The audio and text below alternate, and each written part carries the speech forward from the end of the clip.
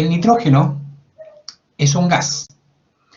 El nitrógeno es el elemento, en principio, más abundante, ya que existe en la atmósfera. Recuerden que aproximadamente en la atmósfera tenemos casi un 75% de nitrógeno en su forma N2, ¿ya? Y además es un elemento químico que es inerte, ¿ya? Esas son las dos características principales. El nitrógeno de la atmósfera, ¿ya?, se incorpora a las biomoléculas por medio de una reducción enzimática.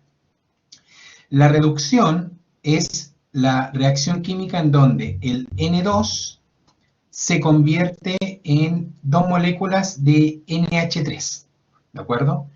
Esta reducción enzimática está a cargo de una enzima denominada nitrogenasa. Ahora bien, esta enzima realiza un proceso que tiene un alto costo energético, ya que el proceso de reducción va a costar en total 16 ATP. Ahora, la reacción de reducción a cargo de la nitrogenasa, ¿ya?, la van a realizar específicamente, ¿ya?, bacterias y algas verdes azules, ya que estas contienen a dicha enzima, ¿de acuerdo? Ahora bien, en la Tierra vamos a tener enzimas que realizan este proceso, ¿ya?, de reducción del nitrógeno atmosférico, ya que estas bacterias contienen la nitrogenasa. Estas bacterias viven en simbiosis en las raíces de diferentes vegetales. Ahora bien, como viven en simbiosis, toman el nitrógeno, las bacterias, lo convierten en NH3, que sería la forma reducida, y las plantas son capaces de absorber a través de sus raíces el NH3. ¿Qué hacen estas plantas con el nitrógeno reducido o el nitrógeno en estado NH3? Lo incorporan como su propio nitrógeno y lo van a utilizar para, por ejemplo, formar aminoácidos o formar otros compuestos denominados nitrogenados. Posteriormente, los animales, como por ejemplo la vaquita de este gráfico, es capaz de comer estas plantas. Al consumir las plantas, consume nitrógeno también en la forma NH3, con lo cual se genera una transferencia del nitrógeno. El nitrógeno reducido, que ahora está incorporado en los tejidos vegetales, como aminoácidos, como proteínas u otros compuestos nitrogenados, son consumidos por animales y ahora los animales realizan exactamente la misma transferencia. El animal consume nitrógeno en la forma de NH3, lo incorpora a sus propios compuestos nitrogenados, ese nitrógeno pasa a ser parte de aminoácidos, pasa a ser parte de compuestos nitrogenados y posteriormente el humano, ya, por ejemplo, el caballero que va en el tractor, el humano es capaz de consumir a esa vaquita o el humano es capaz de consumir a la planta, con lo cual se genera una tercera transferencia. El humano, al consumir proteínas, por ejemplo, de origen animal, al consumir proteínas o al consumir compuestos nitrogenados de origen vegetal, transfiere el nitrógeno para su organismo. Entonces, en mi organismo también tengo un nitrógeno reducido que proviene exclusivamente de la dieta. Entonces, en general, los animales obtenemos nitrógeno no de la atmósfera, nosotros no podemos consumir N2, sino que vamos a obtener un nitrógeno proveniente de o el reino vegetal o proveniente del reino animal, pero siempre un nitrógeno ya procesado, si lo quieren ver de esa manera. Vamos a tener un nitrógeno en la forma NH3 o nitrógeno en estado reducido. ¿Bien? El metabolismo de aminoácidos que se genera en mamíferos, ¿ya?, lo vamos a comenzar a ver en el primer cuadro, ¿ya?, el que está en la pantalla. Vamos a comenzar a ver que tenemos proteínas que pueden provenir de la dieta y aquellas proteínas que provienen de la dieta en nuestro sistema digestivo se convierten en aminoácidos y posteriormente estos aminoácidos se metabolizan. También existen proteínas intracelulares ¿ya? Las proteínas intracelulares también se pueden degradar hasta aminoácidos y esos aminoácidos posteriormente se pueden, en este caso, metabolizar. Entonces, en nuestro organismo los aminoácidos pueden provenir o de proteínas desde la dieta o los aminoácidos pueden provenir de proteínas intracelulares que se comenzaron a degradar. La primera parte comienza con la digestión de proteínas y posterior absorción de aminoácidos. Esto va a ser técnicamente la absorción de nitrógeno denominado orgánico. Recuerden que el nitrógeno orgánico es el nitrógeno que ya está reducido en la forma de NH3. ¿Ya? Bueno, cuando uno ingiere proteínas, a nivel de boca, estas son, en este caso, masticadas y sufren una degradación en parte que es física. Las proteínas se comienzan a desgarrar. De allí las proteínas pasan ya al estómago y en el estómago me voy a encontrar con un pH muy ácido. Recuerden que el pH estomacal está en un valor de entre 1.5 a 2.0. Ácido clorhídrico, ya que está muy concentrado. Allí sufre una degradación en parte que es química. Las proteínas en el estómago se degradan desde el punto de vista químico debido a un pH ácido, dado por el ácido clorhídrico estomacal. Al mismo tiempo, en el estómago se comienzan a activar proteínas que degradan, se comienzan a activar enzimas que degradan proteínas.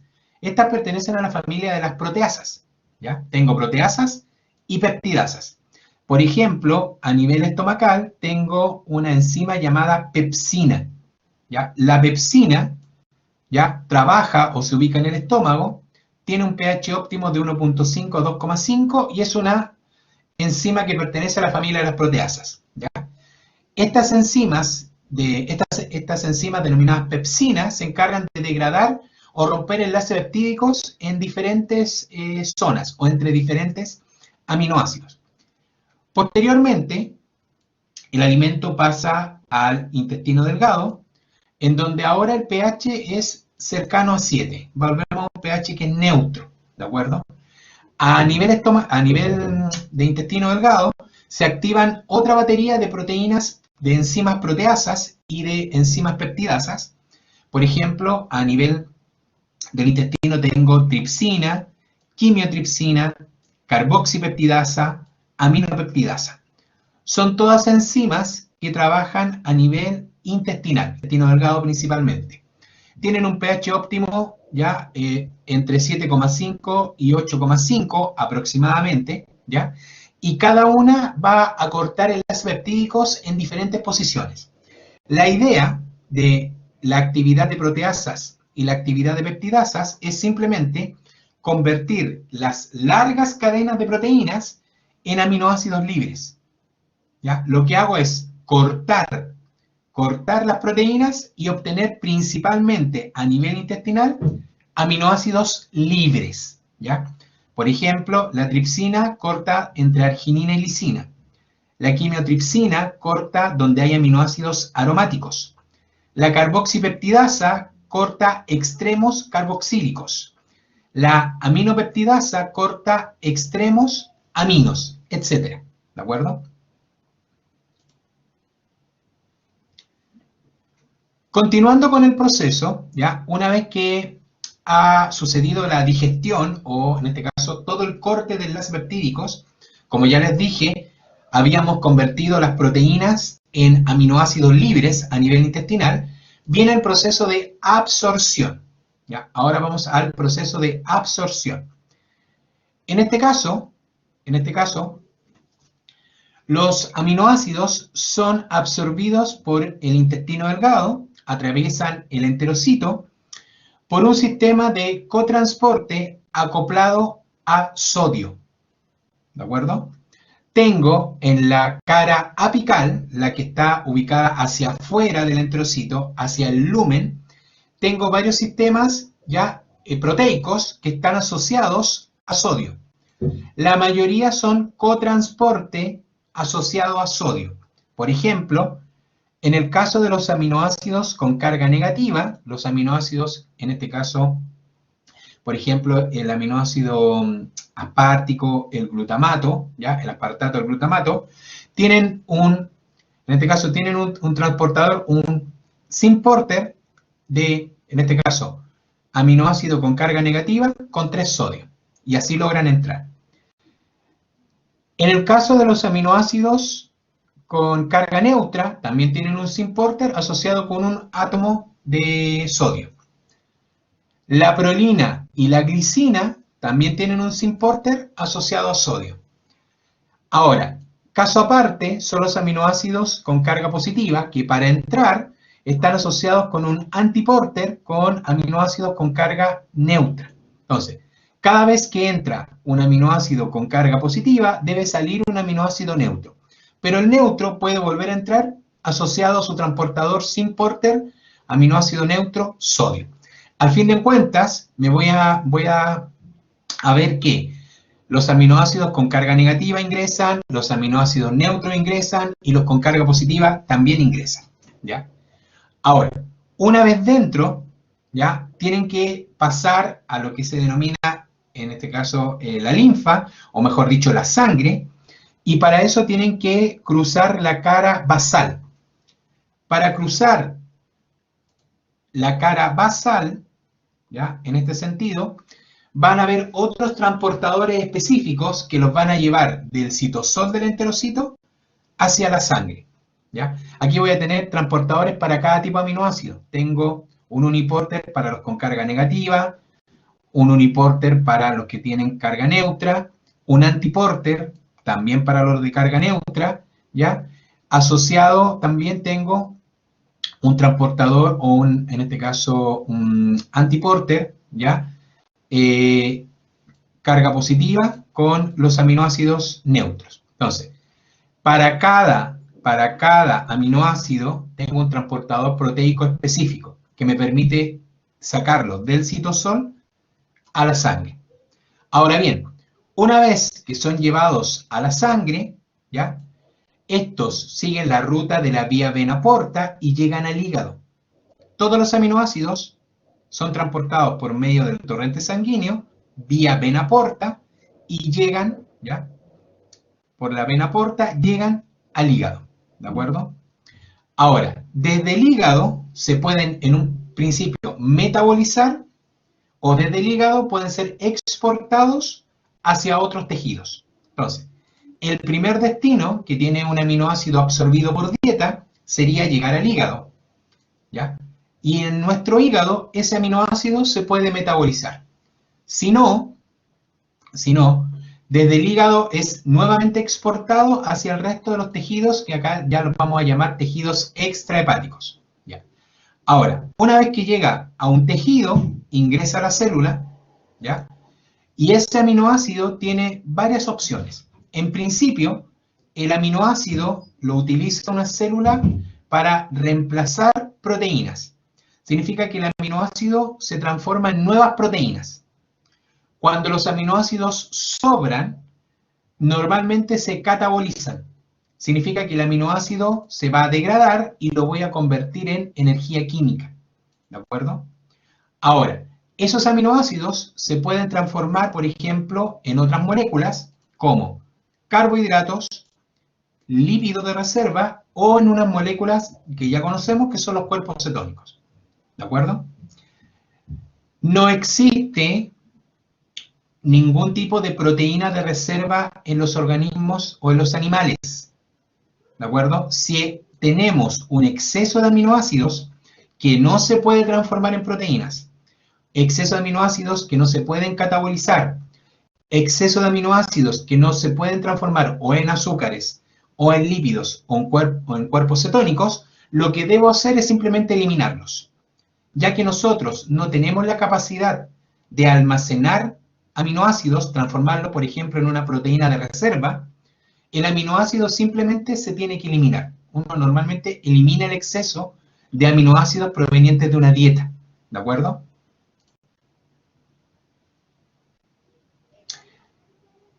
Continuando con el metabolismo de aminoácidos en mamíferos, vamos a resumir, ¿ya?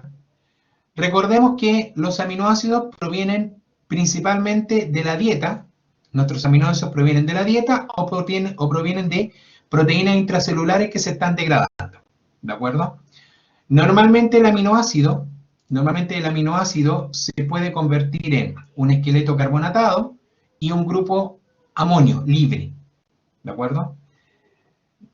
Lo que sucede generalmente es que el aminoácido, al contener un nitrógeno ya reducido, que es el NH4, carga positiva, o el amoníaco, ese NH4 se utiliza generalmente para biosíntesis.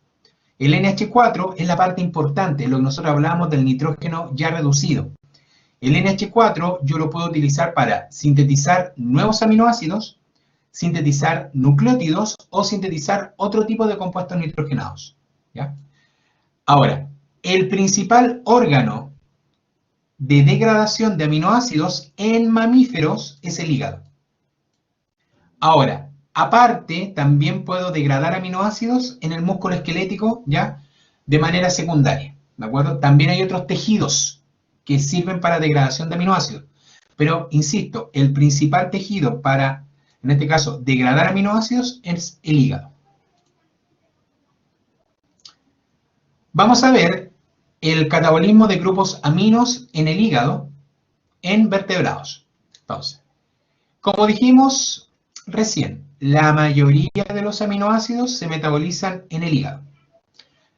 Al hígado, mejor dicho, a la célula hepática, ingresa un aminoácido que puede provenir o de la dieta, por digestión, o un aminoácido que puede provenir de lo que se denomina degradación de proteínas, ¿ya? O degradación de proteínas intracelulares. El aminoácido ingresa al citosol del hepatocito. En una primera instancia, el aminoácido pierde el grupo amino. Todo aminoácido pierde el grupo amino. Y ese grupo amino generalmente se le transfiere a un alfa-cetoglutarato. En el hígado, o en la célula hepática, mejor dicho, hay gran cantidad de alfa-cetoglutarato. Este, por una reacción enzimática, va a transferir el grupo amonio o el grupo amino desde el aminoácido que está ingresando hacia el alfa-cetoglutarato y esto se va a convertir en glutamato o ácido glutámico. ¿De acuerdo?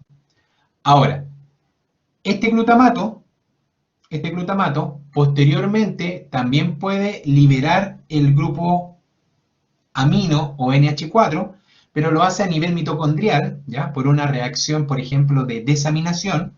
Y el NH4, cuando está en exceso, cuando tengo un exceso de amonio, normalmente es transportado ya hacia el hígado y este amoníaco generalmente lo tengo que eliminar. Todo el amoníaco del cuerpo en exceso es tóxico. En la misma célula hepática, el exceso de amoníaco se puede convertir, por ejemplo, en urea o en ácido úrico. Y estas moléculas se excretan, ¿ya? Porque, insisto, el NH4 en exceso es una molécula tóxica, ¿de acuerdo?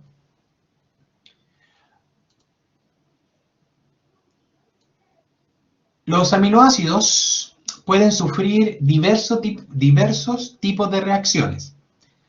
Una de las reacciones que sufren los aminoácidos son las transaminaciones. Las transaminaciones son reacciones catalizadas por transaminasas. Son enzimas que actúan en el citoplasma.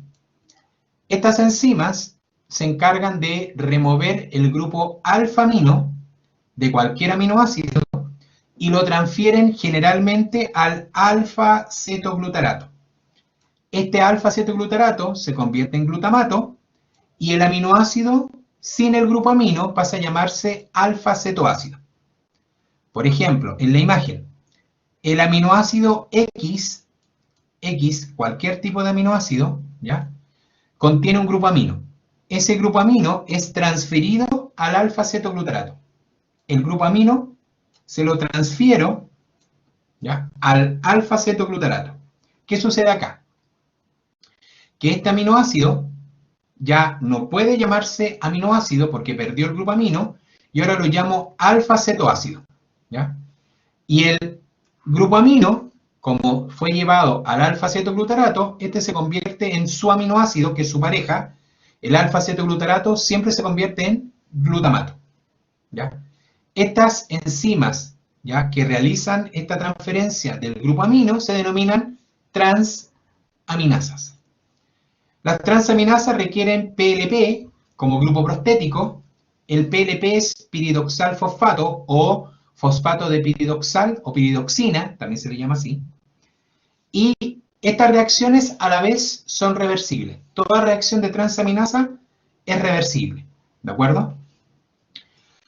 El alfa-cetoglutarato es el mayor aceptor de grupos aminos, debido a que este cetoácido se encuentra en una concentración muy alta en el cuerpo. Entonces, normalmente esta reacción es con alfa-cetoglutarato porque los niveles de alfa-cetoglutarato son generalmente altos, ¿ya? Siempre el alfa-cetoglutarato se convierte en su forma aminoácido que se llama glutamato, ¿de acuerdo? Y los aminoácidos, cuando pierden el grupo amino, se convierten en su forma denominada cetoácido, ¿ya? Hay dos transaminasas muy comunes, ¿ya? La aspartato aminotransferasa, AST, o GOT, también se le llama así, y la alanina aminotransferasa, ALT o GPT. La primera, aspartato aminotransferasa, ¿ya?, es aquella transaminasa que trabaja con aspartato como sustrato. El sustrato es aspartato y realiza la desaminación, mejor dicho, la transaminación de aspartato a alfa-cetoglutarato. El aspartato se convierte en oxaloacetato al perder el grupo amino y el alfa-cetoglutarato se convierte en su aminoácido, que es glutamato. Estas son las parejas aminoácido, alfa-cetoácido. Entonces, el aspartato siempre se convierte en oxaloacetato al perder el grupo amino y el alfa-cetoglutarato se convierte en glutamato, ¿ya?, que es su aminoácido. Esta reacción es reversible. Yo podría partir con glutamato y obtener alfa-cetoglutarato y el oxaloacetato más el grupo amino genera aspartato. La otra reacción es la alanina aminotransferasa, en donde tengo una transferencia desde la alanina. La alanina es el sustrato, en principio. La alanina pierde su grupo amino y se convierte en piruvato. El alfa-cetoglutarato vuelve a ganar un grupo amino y se convierte en glutamato. Aquí tengo parejas de nuevo. La alanina es el aminoácido, el piruvato es el cetoácido. El alfa-cetoglutarato es el cetoácido y el glutamato es el aminoácido que le corresponde. También esta reacción es reversible. Yo podría partir con glutamato, perder el grupo amino y llegar al alfa-cetoglutarato, y el piruvato ganar ese grupo amino y convertirse en alanina. Estas dos enzimas, ¿ya?, son las transaminasas más comunes de nuestro organismo, que son la GOT y la GPT. De hecho, la actividad de las enzimas transaminasas en sangre ayuda al diagnóstico, por ejemplo, de daño hepático y daño cardíaco. Las transaminasas son marcadores, ¿ya? Son marcadores, se utilizan desde el punto de vista clínico, ¿ya? Los valores normales de transaminasas, por ejemplo, de la GOT y la GPT, no deben superar las 40 unidades, ¿ya? Las transaminasas, como máximo en sangre, deben tener 40 unidades, ¿ya?, o 40, en este caso 40 UI en sangre. Normalmente las transaminasas están asociadas a tejido hepático. La transaminasa es una enzima que está en el hepatocito, dentro de él. La transaminasa es una enzima que no debe estar libre en sangre. Es una enzima citoplasmática, pero específicamente se encuentra en el citoplasma del hepatocito. Allí tengo que tener transaminasas. Cuando una transaminasa es liberada al torrente sanguíneo, es generalmente por un daño hepático. Ahora, cuando tengo valores elevados, esas transaminasas, ¿ya?, van a acusar un daño hepático. Entonces, los valores elevados van a estar generalmente asociados con hepatopatías. Por ejemplo, una cirrosis por alcohol, infecciones virales ¿ya? Hepatitis A, B, C, una mononucleosis, ¿ya? Hepatopatías por esteatosis, cirrosis hepática o biliar, ¿ya? Enfermedad de Corazón o cáncer incluso. Si tengo un hígado, ¿ya? En el cual tenga tumores o un hígado que esté en metástasis, también van a haber valores elevados de transaminasas, ¿ya? Ahora, también los valores elevados pueden estar asociados con problemas extrahepáticos. Por ejemplo, se asocian en aumento en pancreatitis, infarto agudo al miocardio, insuficiencia cardíaca congestiva, ¿ya? Distrofias, ¿ya? Ahora, incluso ya con enfermedad celíaca, por ejemplo. También hay fármacos que aumentan los niveles. Tengo antiepilépticos que aumentan las transaminasas, las estatinas, las utilizadas para los problemas de hipercolesterolemia, los salicilatos también aumentan las transaminasas, anticonceptivos orales, el paracetamol, la eritromicina, etc. Muchos de los fármacos dañan el hígado. Hay fármacos que son tóxicos, ¿ya? Y cuando uno prolonga el uso del fármaco, eso genera un daño hepático. Y ese daño hepático se va a traducir en una liberación de transaminasa al torrente sanguíneo. Y esa liberación va a provocar que en sangre el valor de la transaminasa aumente, ¿ya? Entonces, insisto, los valores elevados generalmente son debido a que el hígado está liberando transaminasas, lo cual no es normal. Lo normal es que la transaminasa es una enzima hepática que está dentro del hepatocito, en el citosol, encerrada. Si yo la libero, está asociada la liberación con un daño hepático. Puedo partir con una hepatitis, ¿ya? Que puede ser una hepatitis por cirrosis, hepatitis viral, pasar por un cáncer entre medio o un problema que puede ser asociado con un fármaco o una toxina que estaría dañando el tejido hepático. Por otro lado, los valores disminuidos son, por ejemplo, por problemas de desnutrición. De nutrición estoy consumiendo pocas proteínas. Si consumo pocas proteínas, la actividad enzimática es baja. Y también el anticonceptivo oral. Hay algunos tipos de anticonceptivos que provocan disminución de actividad transaminasa. ¿De acuerdo? Entonces, un tipo de reacciones, ya, a nivel de aminoácidos son las transaminaciones.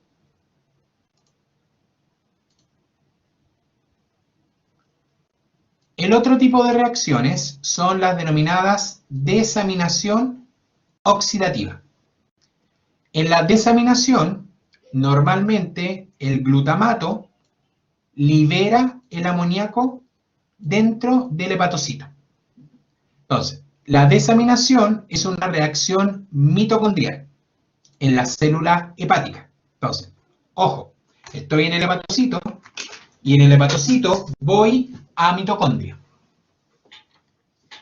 En la mitocondria, el glutamato se convierte en alfa-cetoglutarato y su grupo amino es liberado como amonio. La reacción la realiza una enzima llamada glutamato deshidrogenasa. Entonces, a nivel de mitocondria, en la célula hepática, el glutamato se convierte en alfa-cetoglutarato por la glutamato deshidrogenasa, liberando el grupo amino como una molécula de NH4 o amonio. Se libera amonio libre. Esta reacción es una desaminación oxidativa. Esta enzima es capaz de usar NAD o NADP como coenzima. ¿De acuerdo? Utiliza indistintamente NAD o NADP. ¿Ya? Ahora, esta reacción normalmente me permite liberar alfa-cetoglutarato para que este sea utilizado o en ciclo de Krebs o en la gluconeogénesis. El alfa-cetoglutarato, como estamos en una mitocondria, se forma o se libera y este es dispuesto para ciclo de Krebs o gluconeogénesis. En tejidos extrahepáticos, esta reacción funciona al revés. Si estoy en un tejido, por ejemplo, músculo, normalmente esta reacción es alfa-cetoglutarato más amoníaco que genera glutamato. ¿Ya? Esta reacción sucede al revés en los tejidos fuera del hígado. ¿Ya? Convierto el alfa-cetoglutarato con el amoníaco que esté libre en el medio y voy a obtener glutamato. Y posteriormente este glutamato es transportado al hígado, en donde se reutiliza. Ahora, aparte, se pueden combinar las reacciones de transaminasas con las reacciones de la glutamato deshidrogenasa en un proceso que se denomina transdesaminación. Hay veces que se combina la actividad transaminasa con la actividad de la, en este caso, glutamato deshidrogenasa. Y ese proceso se llama transdesaminación. El nitrógeno del grupo amino tiene diferentes destinos metabólicos. Ya, recordemos que nosotros tenemos un nitrógeno en la forma NH3. Entonces tengo un nitrógeno en la forma NH3. Este nitrógeno tiene diferentes usos.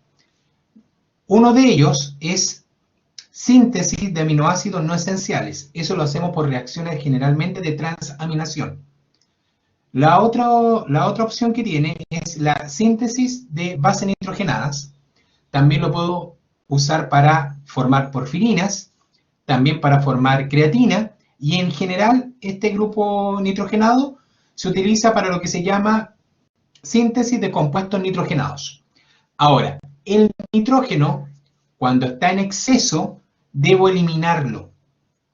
El grupo amino, cuando se libera directamente, es una molécula de NH3 o una molécula de NH4, lo que uno habla un amoníaco.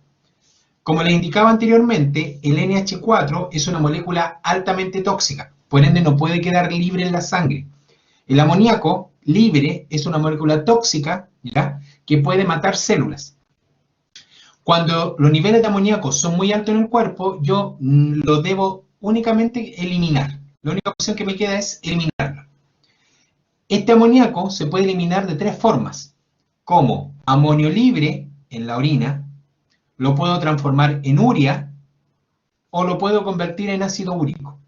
Entonces, el exceso de NH4 se debe eliminar. Tengo tres opciones: amonio, urea o ácido úrico, ¿ya? Ahora, en el humano, normalmente la mayor proporción, ¿ya?, de eliminación es por medio de la formación de urea. Nosotros tenemos la capacidad de eliminarlo de tres formas. El NH4 lo elimino por la orina. La urea la sintetizo y también la elimino por la orina. Y el ácido úrico también lo sintetizo y lo elimino por la orina. Normalmente lo elimino en forma de urea, ¿ya?, en la mayor proporción.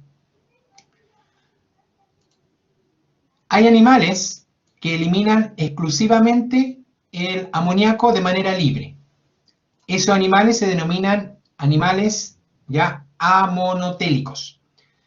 Normalmente tengo en este grupo a la mayoría de los vertebrados acuáticos, los peces de hueso, o lo que uno llama peces no cartilaginosos, ¿ya?, y las larvas de los anfibios. Aquellos que forman urea para eliminar el exceso de amoníaco se denominan ureotélicos, animales ureotélicos. Allí nos encontramos nosotros, ¿ya?, la mayoría de los vertebrados terrestres y los tiburones, o todos los animales de la familia de los escualos.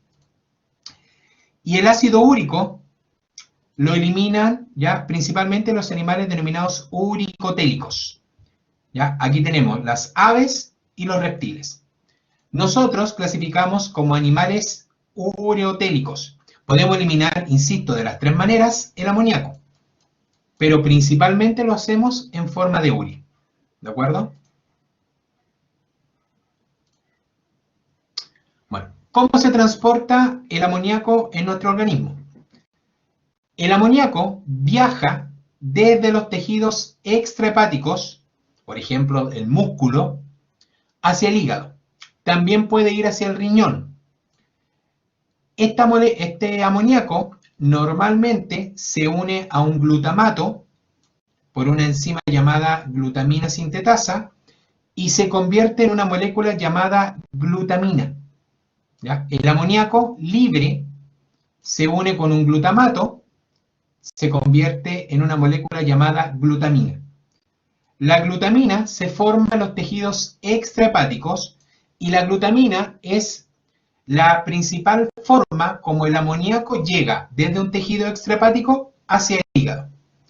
Una vez que la glutamina llega al hígado, se va a introducir al hepatocito, ¿ya?, y dentro del hepatocito se encuentra ya con una enzima llamada glutaminasa. La glutaminasa es una enzima que se encuentra en el hígado y en la mitocondria del hepatocito. Cuando la glutaminasa se encuentra con la glutamina, la vuelve a convertir en glutamato. De glutamina se convierte nuevamente en glutamato y libera el amoníaco. Pero ojo, el amoníaco ahora está liberado al interior del hepatocito y dentro de la mitocondria del hepatocito. Y ese amoníaco posteriormente se va a convertir en urea y va a ser eliminado por la orina. ¿Bien? También hay glutaminasa en las células epiteliales del túbulo renal. En el túbulo renal, en células epiteliales del túbulo renal, tengo glutaminasa, ¿ya?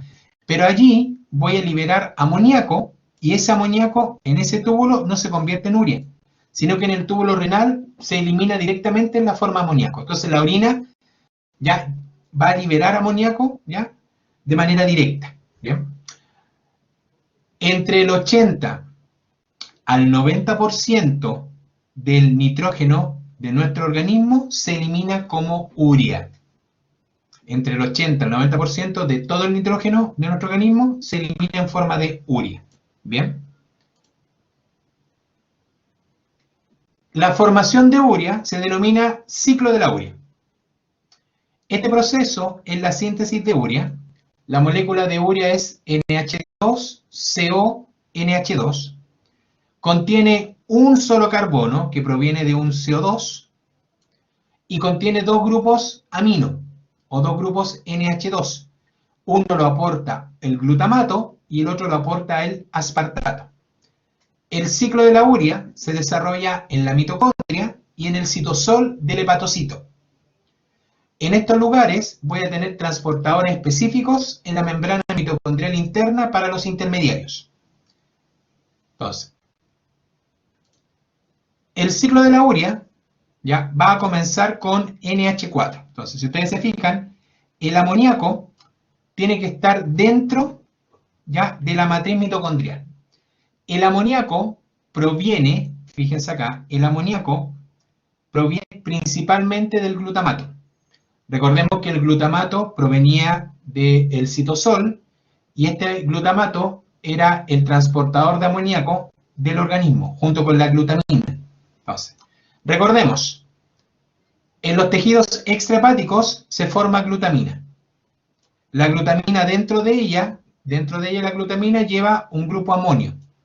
Cuando la glutamina se incorpora a la mitocondria del hepatocito, se encuentra con la glutaminasa, y la glutaminasa se convierte en glutamato. La glutamina se convierte en glutamato por efecto de la glutaminasa, y allí esa glutamina libera un amoníaco. La otra opción es que un glutamato libre, que provenga del exterior, libera su grupo amoníaco, ¿ya? Por una reacción de transaminación. El glutamato ya pierde el grupo amino por una desaminación. El glutamato pierde el grupo amino. Y esas son las dos opciones como comenzamos el ciclo de la urea. Entonces, para el ciclo de la urea necesito NH4 o amoníaco. Ese amoníaco puede provenir de un glutamato, ¿ya? Por una reacción con una glutamato deshidrogenasa, que es una desaminación oxidativa, o puede provenir un amoníaco de la glutamina. La glutamina, por una glutaminasa, se convierte en glutamato y en amoníaco.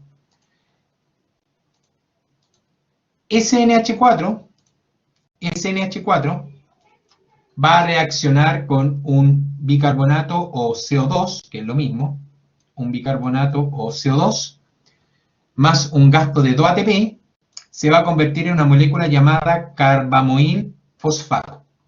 El primer paso en el proceso de la síntesis de urea es formar el carbamoil fosfato. El carbamoil fosfato es una molécula que contiene un grupo amino y contiene un carbono. El amino proveniente del glutamato o de la glutamina y el carbono proveniente del medio. Esta reacción gasta 2 ATP, ¿ya? Y la enzima del proceso se llama carbamoil fosfato sintetasa 1.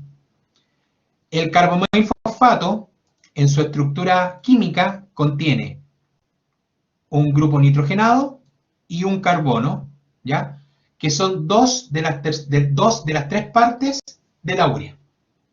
Esta reacción, la síntesis de carbamoil fosfato, ¿ya? No pertenece al ciclo de la urea. Es una reacción previa al ciclo de la urea. Ya. Ahora comenzamos con el ciclo de la urea. En el primer paso del ciclo de la urea, en la matriz mitocondrial, comenzamos con un aminoácido llamado ornitina. La ornitina es un aminoácido no proteico, ¿ya? La ornitina es un aminoácido no proteico, el cual se une al carbamoil fosfato formando una molécula llamada citrulina. La citrulina también es un aminoácido no proteico. No proteico significa que no forma enlace peptídico y por ende no forma proteína. Entonces, primera reacción del ciclo de la urea, ornitina más carbamoil fosfato forman citrulina, y esto sucede en la matriz mitocondrial. La enzima del proceso se llama ornitina transcarbamilasa. La citrulina sale de la matriz hacia el citosol del hepatocito y en una segunda reacción, ¿ya? Se une con un aspartato. La citrulina se une con una molécula de aspartato, ¿ya? Y se forma una molécula muy grande llamada arginino succinato. Entonces, en el paso 2, citrulina más aspartato, arginino succinato como producto. Este proceso es mediado por una enzima llamado arginino succinato sintetasa.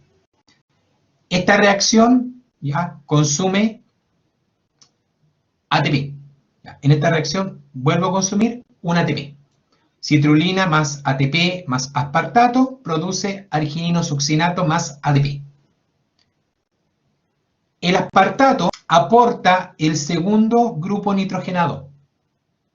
La función del aspartato es aportar el segundo nitrógeno a la molécula de urea.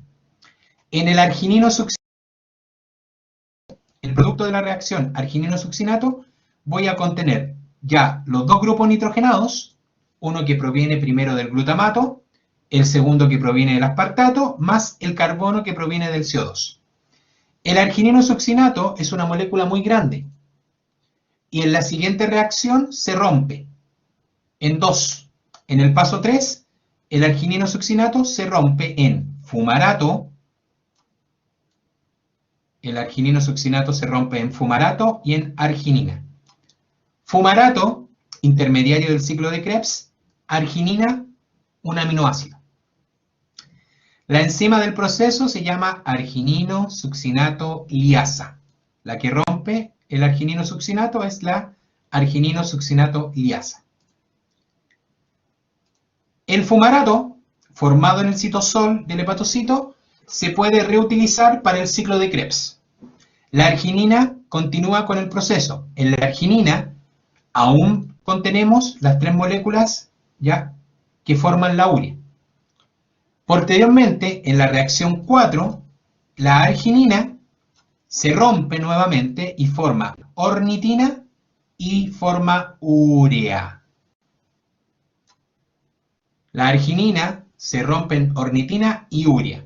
Por ende, la formación de urea es en el citosol del hepatocito. La síntesis de urea es un proceso citosólico. La formación de urea sucede en el citosol, ¿ya? Ahora, la enzima que libera la molécula de urea es la arginasa. Entonces, arginina se rompe en ornitina y urea, y la enzima a cargo es la arginasa. La arginasa es quien realmente forma la urea. Esta urea, posteriormente, se lleva hacia el torrente sanguíneo, la sangre se filtra, ¿ya? Y la urea pasa a la orina, ¿de acuerdo? La ornitina vuelve a incorporarse a la matriz mitocondrial y el proceso comienza de nuevo. Entonces, el ciclo de la urea es un proceso que comienza con ornitina en el paso 1 y después de 4 reacciones termina con ornitina, ¿ya? El ciclo de la urea es un proceso que sucede la primera reacción en la matriz mitocondrial, la reacción 2, 3 y 4 en el citosol del hepatocito. ¿Bien?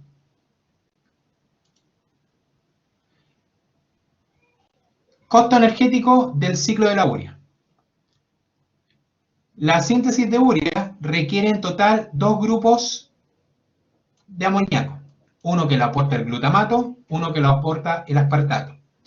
Requiere un bicarbonato o CO2. Esa es una molécula que está libre en la matriz mitocondrial. En total, gasto 4 ATPs. En total se gastan 4 ATPs.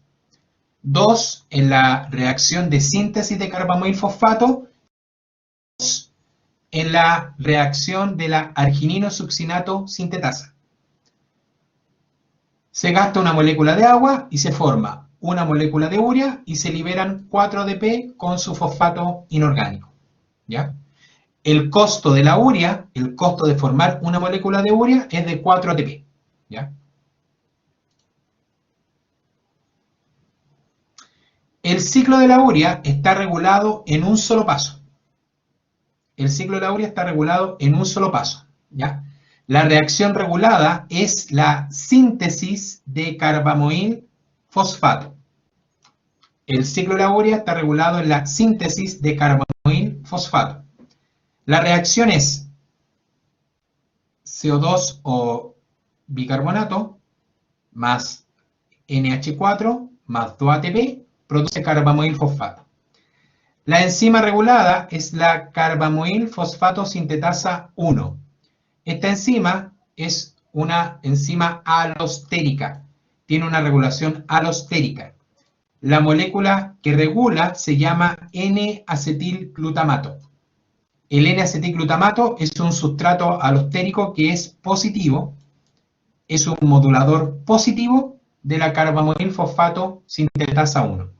Cuando la concentración de N-acetilglutamato aumenta, la carbamoil fosfato sintetasa lo une y eso permite una activación de tipo alostérica. ¿Ya? El ciclo de la urea se relaciona de manera directa con el ciclo de Krebs. Recordemos que el ciclo de la urea, ¿ya? Al final, produce arginino-succinato y ese arginino-succinato se rompe formando, obviamente, arginina y fumarato. El fumarato es un intermediario del ciclo de Krebs que puede volver, a la matriz mitocondrial. El fumarato puede volver como tal e ingresar a la matriz mitocondrial para comenzar el ciclo del ácido cítrico o el ciclo de Krebs, o el fumarato se podría, por ejemplo, convertir en malato. En el citosol, el fumarato se puede convertir en malato e ingresar como malato. En cualquiera de ambos casos, puede volver como fumarato a Krebs o puede volver como malato. Ahora, el ciclo de Krebs produce oxaloacetato. El oxaloacetato de Krebs se puede convertir en aspartato.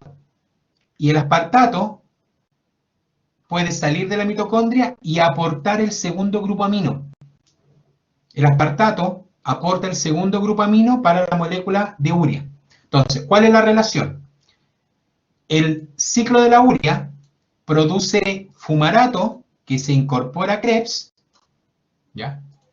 Y el ciclo de Krebs produce oxaloacetato que se convierte en aspartato y el aspartato aporta el segundo nitrógeno o el segundo grupo amino a la molécula de urea. Esa es la relación entre ellos, entre los dos procesos.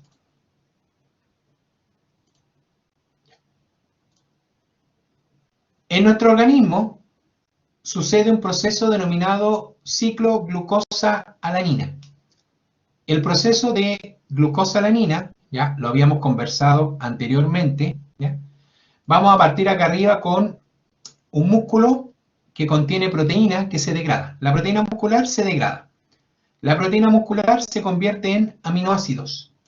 ¿Ya? Los aminoácidos son capaces de liberar amoníaco. Cuando un aminoácido se degrada, libera amoníaco. Ese amoníaco se puede unir con un piruvato y convertirse en alanina. Y ahora vamos a recordar que la alanina es un transportador de amonio que viaja con amoníaco proveniente de aminoácidos de una proteína muscular que se degrada. Esa alanina viaja por la sangre. Dentro de la alanina llevo el esqueleto carbonatado del piruvato, que es su cetoácido, y llevo el amoníaco libre. La alanina viaja por la sangre, llega al hígado, y en el hígado la alanina se vuelve a convertir en piruvato. Y ese piruvato se puede convertir en glucosa y ser reenviada al músculo. En cambio, el grupo amino que traía la alanina se le transfiere un alfa-cetoglutarato, que se convierte en glutamato, y ese glutamato le transfiere el amoníaco al ciclo de la urea.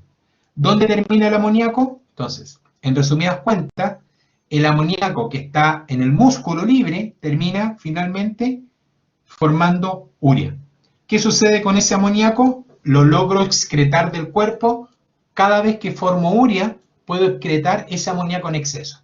Recordemos que el amoníaco libre en grandes concentraciones es tóxico y por eso debo excretarlo. Entonces, el ciclo glucosa-alanina relaciona una proteína muscular que se está degradando en aminoácidos, liberando amoníaco. Ese amoníaco se une a un piruvato, formando alanina. La alanina viaja hasta el hígado.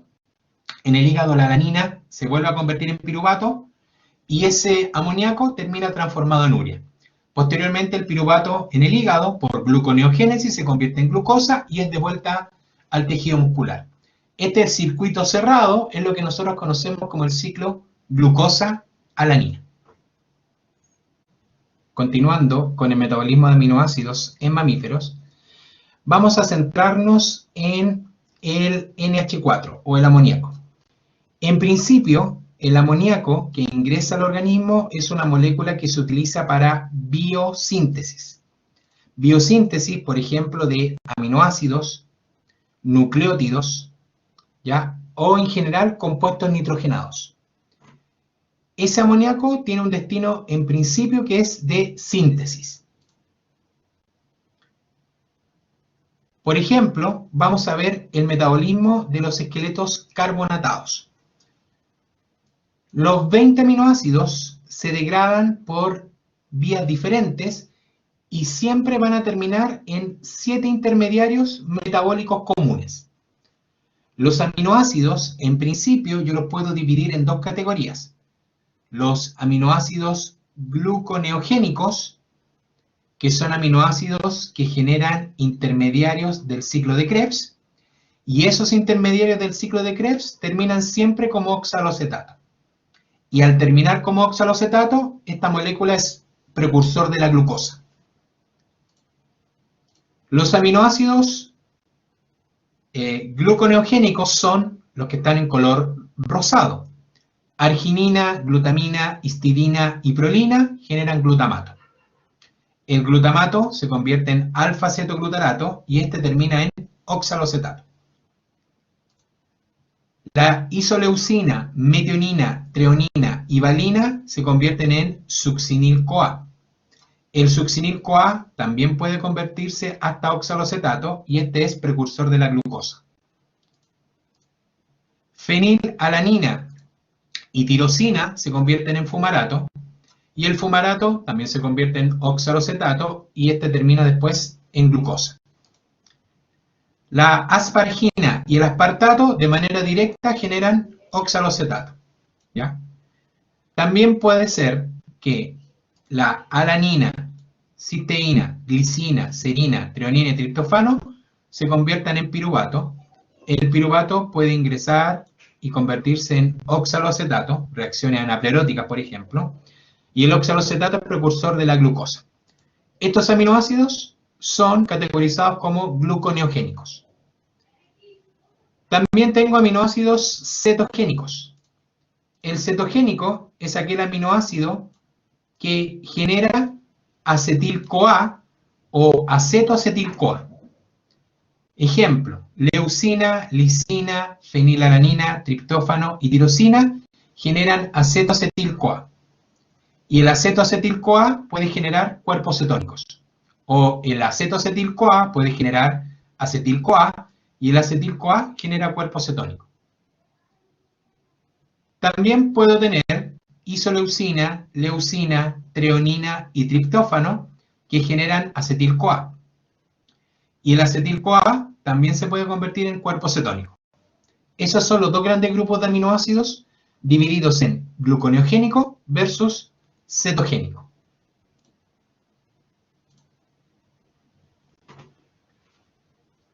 Los aminoácidos con cadena lateral ramificada, valina, isoleucina y leucina, no se metabolizan en el hígado. La mayoría de los aminoácidos se degradan y se metabolizan en el hígado, excepto valina, isoleucina y leucina. Estos tres se metabolizan, por ejemplo, en músculo esquelético, en tejido adiposo, en riñones y cerebro. En esos lugares encuentro la aminotransferasa que puede interactuar con ellos. Esta aminotransferasa no está presente en el hígado. Esa es la diferencia.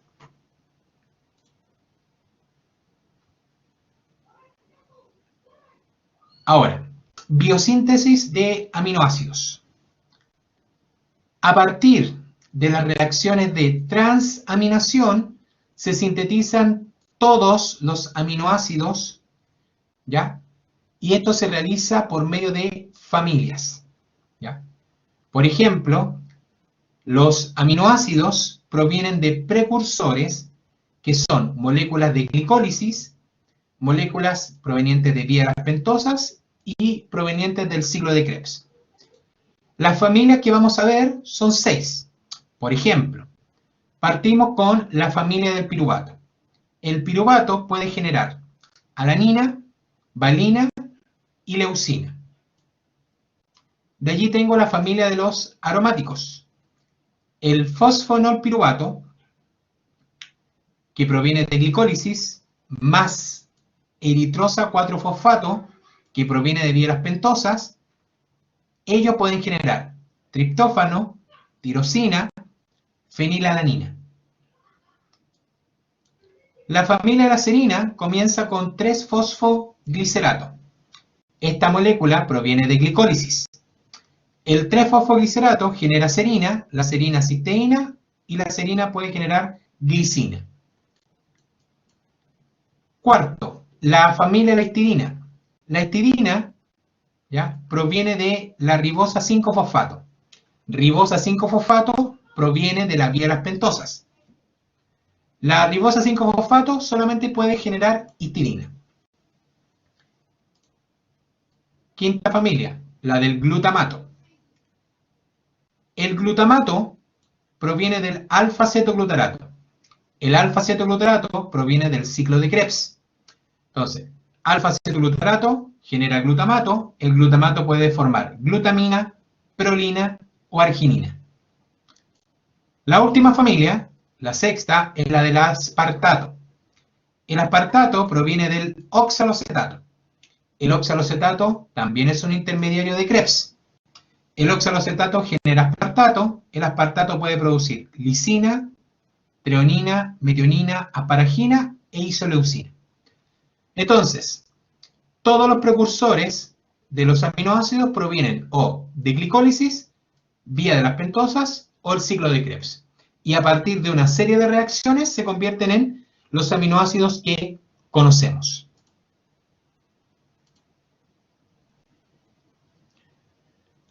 En nuestro caso, los seres humanos pueden sintetizar algunos aminoácidos, ¿ya? Los aminoácidos que no puedo sintetizar los debo obtener de la dieta. Entonces, tenemos que recordar que en nuestro organismo tenemos aminoácidos esenciales y no esenciales. El no esencial, recordemos que es aquel que puedo sintetizar a partir de una serie de reacciones, a partir de un precursor, y el aminoácido esencial es aquel que no puedo sintetizar. Como no lo puedo sintetizar, lo debo obtener por dieta. Ahora, los aminoácidos, ¿ya?, los aminoácidos no esenciales, por ejemplo, son, de manera general, la alanina, el ácido aspartico, el ácido glutámico, la asparagina, la glutamina, la serina, la glicina, la prolina y la cisteína. Estos aminoácidos clasifican como no esenciales, más la tirosina, ¿ya? Los no esenciales son treonina,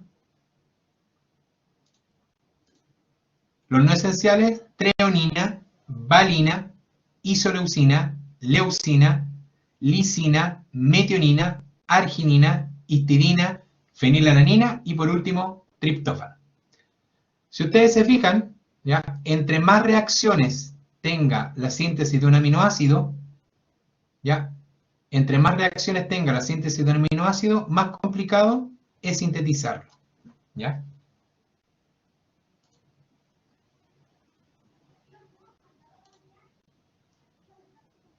Los aminoácidos son precursores de diversas aminas fisiológicamente activas. Recordemos que los aminoácidos, ¿ya?, pueden formar otras moléculas.